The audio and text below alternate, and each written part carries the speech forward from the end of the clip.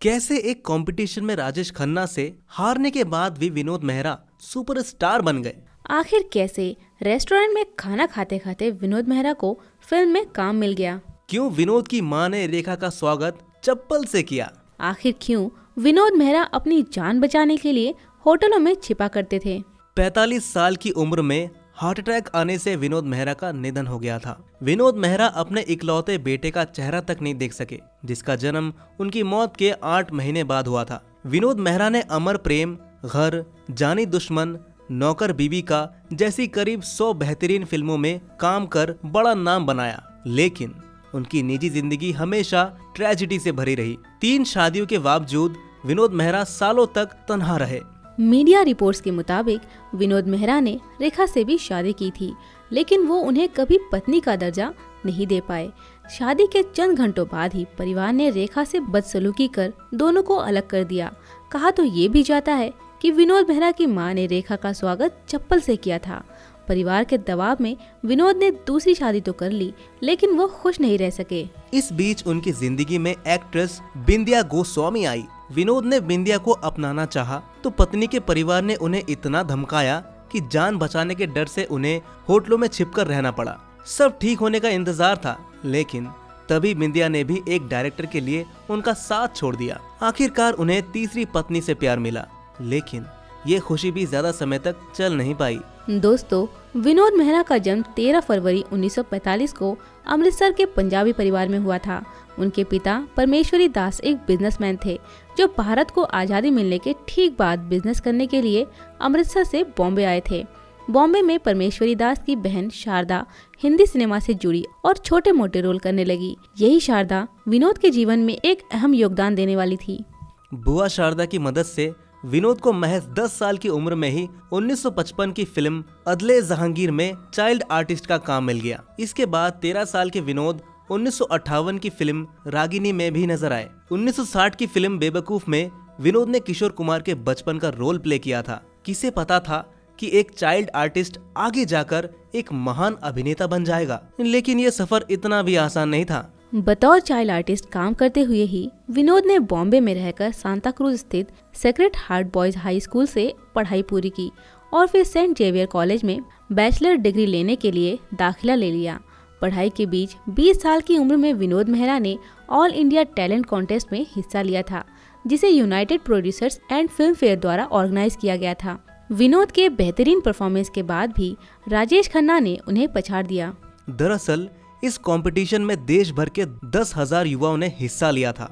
10,000 लोगों को पीछे छोड़कर राजेश खन्ना ने इस कंपटीशन में जीत हासिल की थी और विनोद मेहरा ने उन्हें कड़ी टक्कर देकर दूसरा स्थान हासिल किया था। इस कंपटीशन के बाद राजेश खन्ना को फिल्मों में काम मिलने लगा, लेकिन विनोद को कोई फायदा नहीं मिला। लेकिन एक दिन खाना खाते खाते किस्मत ने उनकी जिंदगी में उम्मीद की किरण जगा दी। एक दिन विनोद मेहरा अपने कुछ दोस्तों के साथ मुंबई के मशहूर कोलार रेस्टोरेंट में बैठे हुए थे, जहां उन पर मशहूर डायरेक्टर रूप केशौरी की नजर पड़ गई। रूप केशौरी ने उन्हें अपने दफ्तर बुलाया और उन्हें 1971 की फिल्म एक थी रीटा में कास्ट कर लिया। 1971 में रिलीज हुई ये फिल्म जबरदस्त हिट रही, जिसमें विनोद को पूरे देश में पहचान मिल गई। यहाँ से विनोद मेहरा ने बतौर हीरो कैरियर की दूसरी पारी शुरू की, लेकिन अभी भी विनोद उस मुकाम तक नहीं पहुंच पाए थे जहां उन्हें पहुंचना था। आगे वो पर्दे के पीछे, ऐलान, अमर प्रेम, लाल पत्थर जैसी फिल्मों में नजर आए। आखिरकार उन्हें स्टारडम 1973 की फिल्म अनुराग से मिला, लेकिन एक सुपरहिट हीरो बनने से पहले 1971 में उनकी मुलाकात हुई उनकी पहली फ्यूचर वाइफ रेखा से।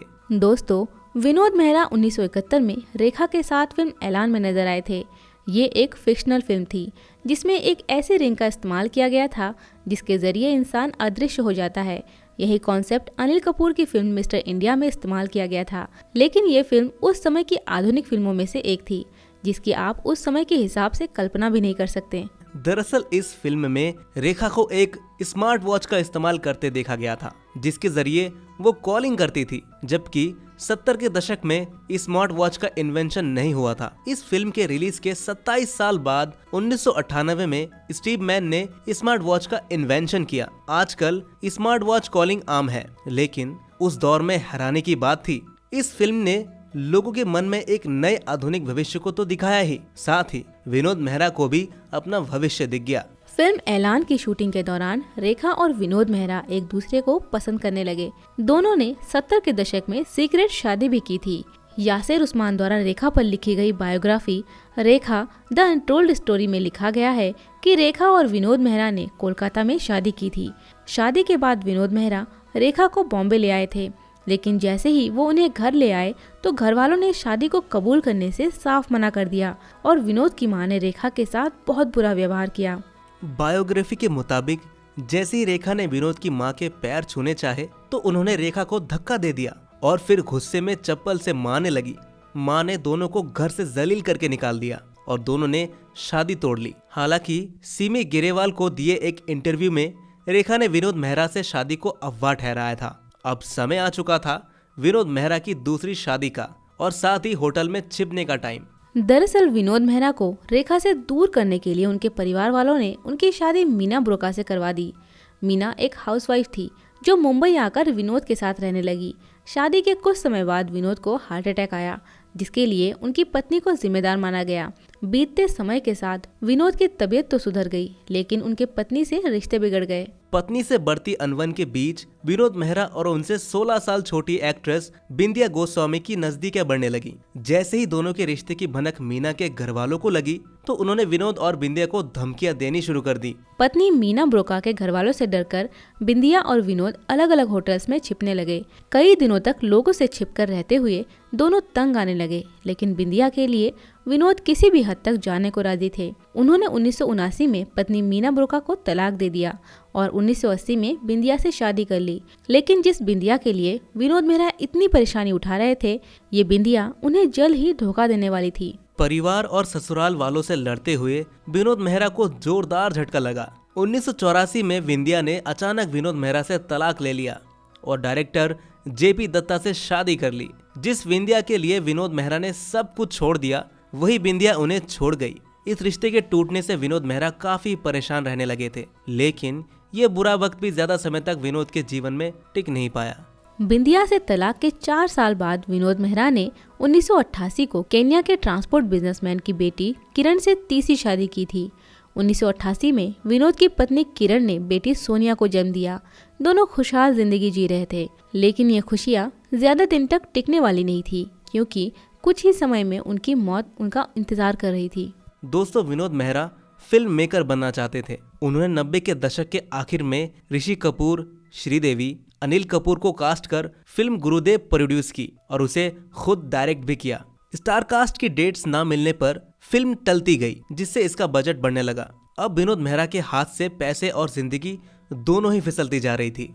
धीरे धीरे विनोद को आर्थिक तंगी का सामना करना पड़ रहा था, जिससे वो परेशान रहने लगे थे। आखिरकार 1990 में फिल्म की शूटिंग आधी हो चुकी थी, लेकिन इसी बीच 30 अक्टूबर 1990 को हार्ट अटैक आने से उनका निधन हो गया और उनका सपना अधूरा रह गया। लेकिन वो कहते हैं ना, कुछ लोगों के सपने मरने के बाद पूरे होते हैं।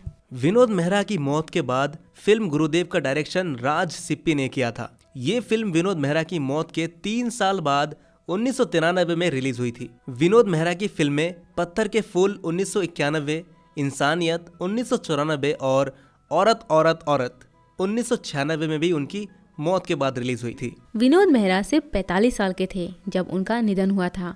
उनकी मौत के 7 महीने बाद उनके बेटे रोहन मेहरा का जन्म हुआ था। जब विनोद का निधन हुआ तो उनकी पत्नी 2 महीने की गर्भवती थी। बेटी सोनिया भी महज 2 साल की थी। विनोद की मौत के बाद उनकी विधवा पत्नी किरण वापस केन्या लौट गई। उन्होंने मोसाम्बा में रहकर बच्चों की परवरिश की। फिर बच्चे पढ़ाई के लिए यूके चले गए।